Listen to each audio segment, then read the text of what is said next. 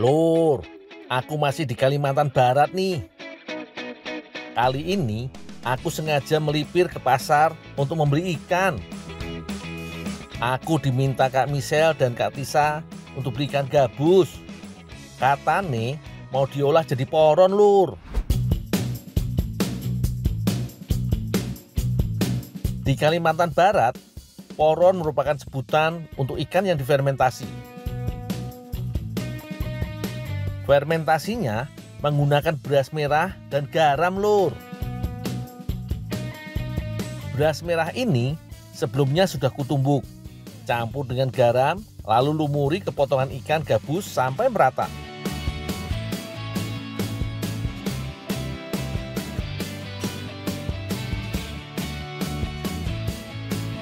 Masukkan ke dalam toples dan tunggu 2 minggu, barulah ikan bisa dikonsumsi. Hasilnya nanti, poron bercita rasa asin. Oleh masyarakat setempat, poron biasa dijadikan lauk makan yang dinikmati bersama nasi hangat.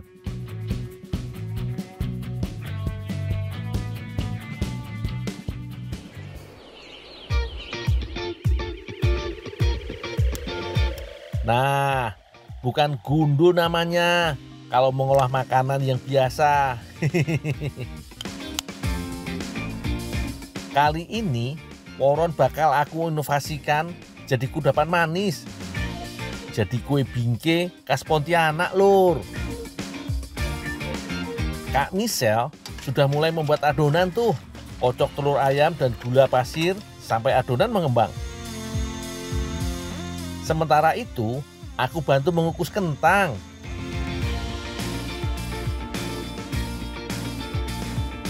Kak, ini kentangnya udah matang, Kak. Oh iya, Ndul. Ini bedanya kue bingke dengan kue bingka, Lur. Kalau kue bingke dibuat dari kentang.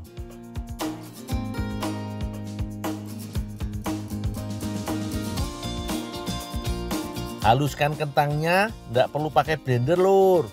Cukup pakai gelas. Halusnya bisa diadu.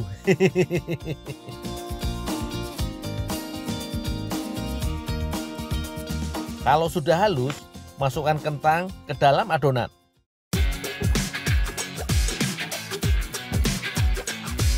Walau sudah ada kentang, tetap pakai terigu yo, Lur.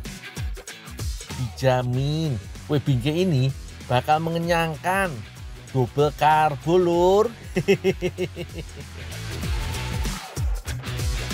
Tuang santan kental supaya kue bingkenya jadi gurih.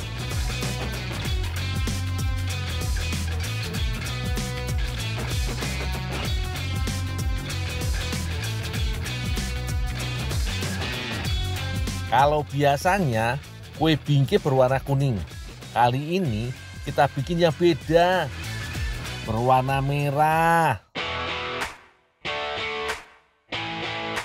Udah jelas pakai buah naga merah yo. Warna merahnya ngejreng pol.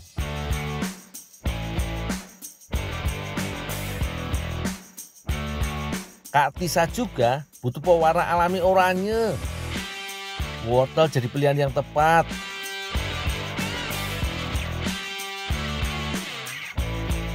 Buah naga merah dan wortel kebayang yo sehatnya. Vitamin C-nya tinggi, bagus untuk kesehatan kulit, Lur.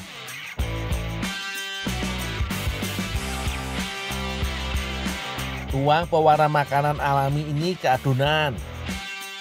Komposisi pewarna alami dengan adonannya berbeda jauh, Lur. Jadi, rasa buah naga dan wortelnya tidak akan dominan di kue bingke.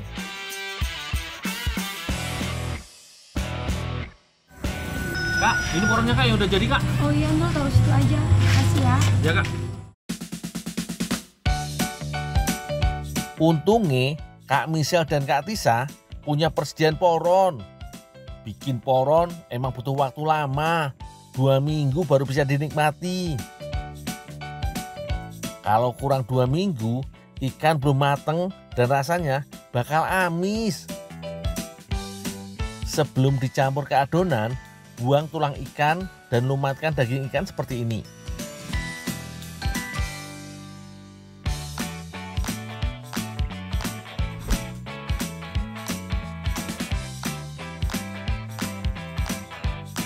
Cetakan bingkai memang khas lur, berbentuk bunga. Olesi minyak supaya nggak lengket saat diangkat.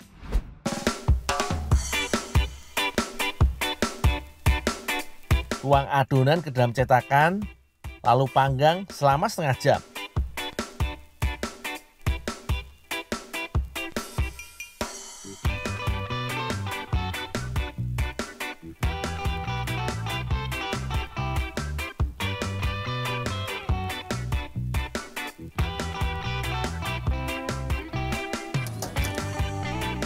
Saat bingkai setengah matang, beri poron di bagian atasnya. Mantep iki lur, poronnya melimpah. Iki hasilnya, poron bingkai ala gundul. Menggugah selera yo. Ada rasa manis, gurih dan asin. Semuanya berpadu dengan pas. Nggak nyangka dari ikan yang difermentasi bisa jadi kue yang enak pol. Jadi teman kopi dan teh cocok banget ini lur.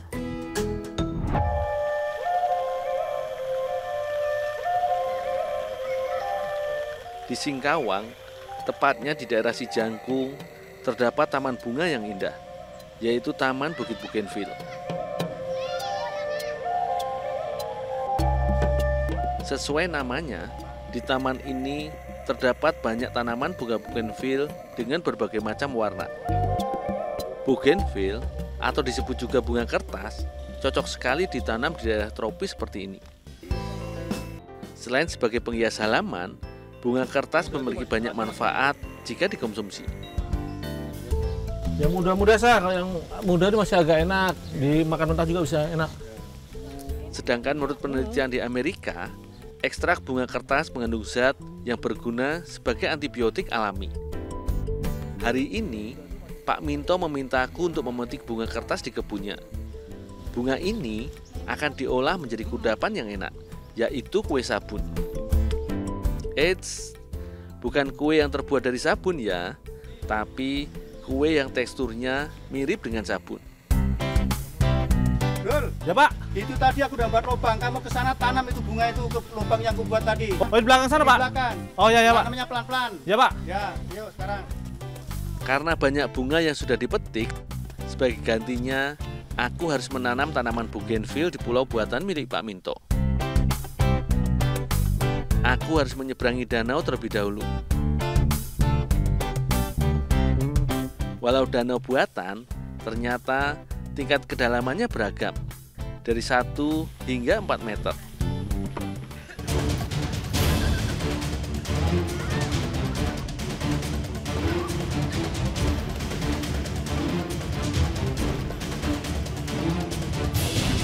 Untungnya aku terjebur di tempat yang tidak terlalu dalam.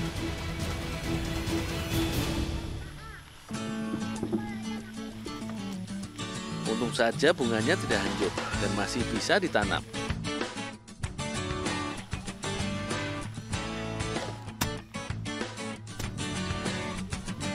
Bunga bougainville berbunga setiap 2 minggu.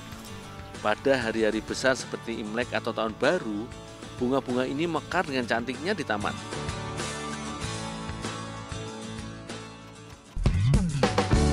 Sebelum diolah, bunga dikeringkan terlebih dahulu. Untuk memudahkan proses pengeringan, Pak Minto dan juga Kak Natasha menggunakan oven.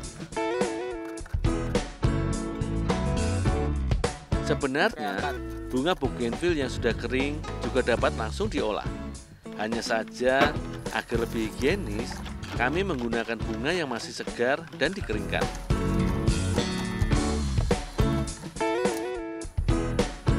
Membutuhkan waktu yang cukup lama untuk mengeringkan bunga. Kurang lebih setengah jam hingga warna bunga menjadi kecoklatan.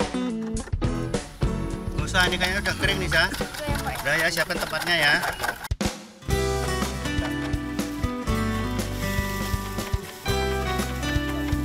Bunga yang sudah kering ditumbuk hingga halus.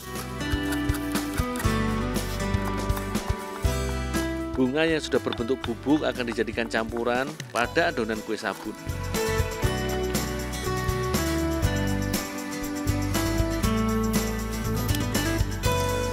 Sementara itu, aku membuat adonan kue sabun. Kue sabun juga disebut sebagai kue Perancis atau lapis sabun. Teksturnya yang tampak licin menyebabkan kue khas Sambas ini disebut kue sabun.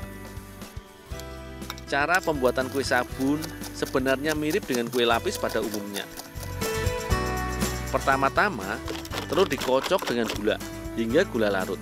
Selanjutnya, barulah susu kental manis, sedikit maizena, mentega, dan juga vanili dimasukkan. Memang terlihat mudah, tapi proses pencampuran ini haruslah benar-benar sempurna. Proses ini mempengaruhi keberhasilan kue. Jika tidak rata, biasanya kue akan gagal.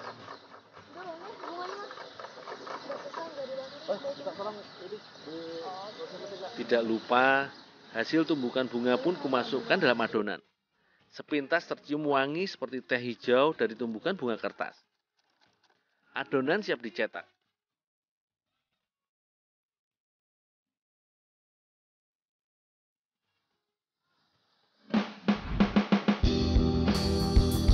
Adonan kue sabun dikukus hingga matang selama 45 menit.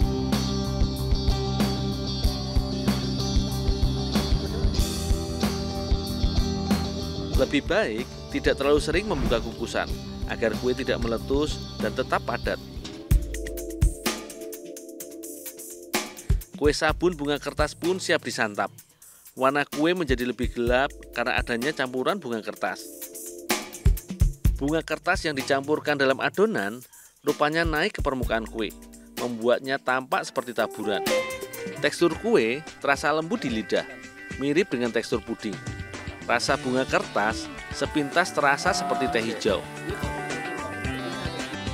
Rasa kue didominasi dengan rasa manis dari susu kental dan juga gula. Cocok sekali sebagai teman minum teh. Dengan demikian, kecantikan bunga kertas kini tidak hanya bisa dinikmati oleh mata saja, tapi juga bisa dinikmati oleh tubuh kita lewat kudapan yang bernama unik ini.